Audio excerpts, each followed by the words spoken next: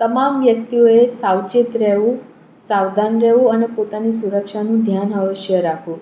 તો કોઈ પણ અજાણી વ્યક્તિ તમને ખાવા પીવાની વસ્તુ આપે ખુલ્લી વસ્તુ, તો બહુ સાચવીને લેવું. બહુ વિશ્વાસુ વ્યક્તિ હોય તો જ તેની પાસેથી ખાણીપીણીની વસ્તુ લઈને એને આરોગ્યની ચેષ્ટા કરવી.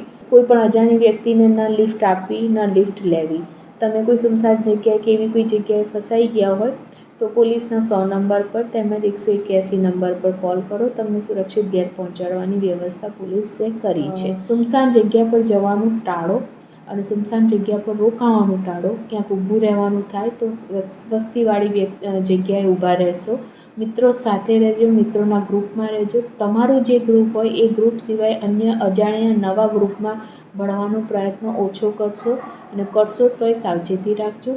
બીજું, તમે જ્યાં જાઓ છો, જેની સાથે જાઓ છો એની જાણ તમારા કોઈ નજીકના વ્યક્તિ પાસે જાણકારી આપીને જજો, ઘરવાળાને આપીને જજો, જેથી કદાચ કોઈ તકલીફ ઊભી થાય તો ઘરવાળા કે પોલીસ તમારી સુધી પહોંચી શકે.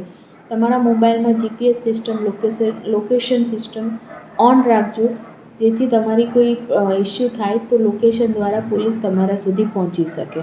નવા સોશિયલ મીડિયાના ફ્રેન્ડ જે બન્યા હોય, નવા બન્યા હોય તો તેઓની પર ભરોસો કરતાં પહેલાં 100 વાર વિચારજો. અને આ બધી વસ્તુઓને ધ્યાન રાખી તમે નવરાત્રિ, માતાનો પર્વ, માતાની આરાધના સુખેથી કરો એવી શુભેચ્છા સુરત સિટી પોલીસ તરફથી. સીધીખબર.comના ઓથેન્ટિક વિડીયોઝને જોવા માટે આ વિડીયોને લાઇક કરો, શેર કરો અને ચેનલને સબસ્ક્રાઇબ કરો.